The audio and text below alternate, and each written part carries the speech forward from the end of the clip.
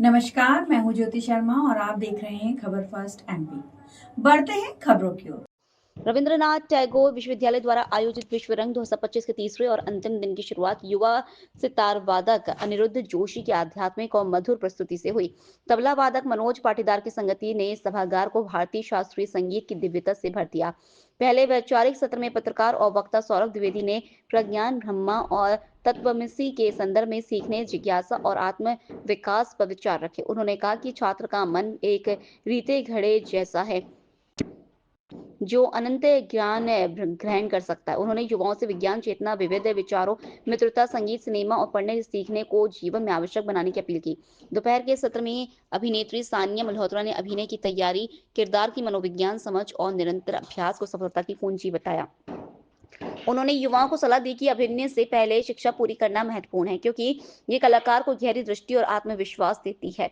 प्रसिद्ध लेखक देवदत्त पट्टनायक ने कहा कि माइथोलॉजी का अर्थ मिथ्या नहीं बल्कि आख्यान है। दुनिया की हर सभ्यता के अपने आख्यान होते हैं जो जीवन को समझने का माध्यम है। उन्होंने कहा कि श्रद्धा नहीं, जिज्ञासा का ज्ञान द्वार खोलती है और शास्त्रोक्त का उद्देश्य तर्क और अर्थ खोज होना चाहिए, ना कि बहस या अहंकार।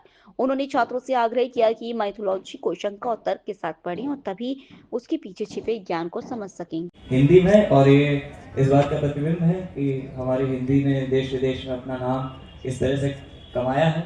अब मैं हमारी रितु कुमारी मैडम जी को मंच पर आमंत्रित करना चाहूँगा, जो कि इंटरनेशनल अफेयर्स की डीन है रविन्द्रनाथ टैगोर यूनिवर्सिटी से।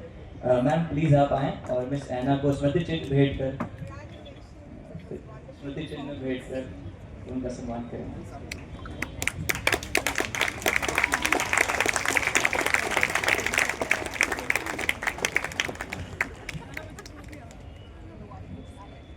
बांटेंगे मुझसे अपना सुख वही, तब ये वही वादा, तब ये वही आत्मा मुझसे बात करेगी।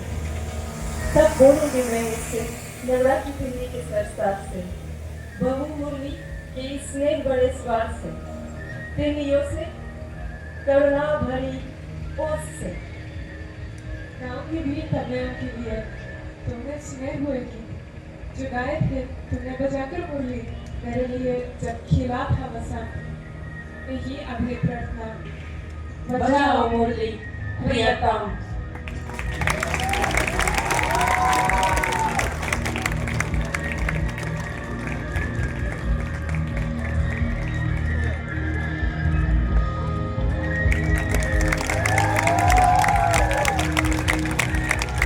और समझाने के लिए इस तरह के आयोजन बहुत ज़रूरी हैं, जिसमें वो लोग खुद देखकर समझ पा रहे हैं और शामिल भी हो पा रहे हैं। इसमें उनकी सहभागिता भी है।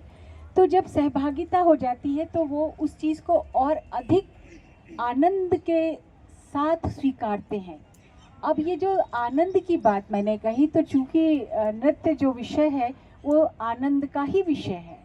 मुझे लगता है कि एक सीधी सी अगर हम बहुत ही शास्त्रीय भाषाओं में ना जाएं और उसका टेक्निकली कोई वो ना करें, डिस्क्रिप्शन ना करें, तो आनंद की चरम सीमा ही नृत्य है।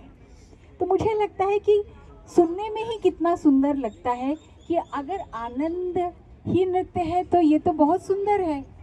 और अगर आनंद नृत्य है तो निश्चित रूप से ये सिर्फ किसी वर्ग तक सीमित नहीं हो सकता, किसी आयु तक सीमित नहीं हो सकता। ये ब्रह्मांड में सभी के लिए ज़रूरी है। ज़रूरी शब्द पर के नीचे मैं अंडरलाइन कर रही हूँ, क्योंकि आनंद जीवन में बहुत ज़रूरी है। तो इनको बहुत बहुत साधु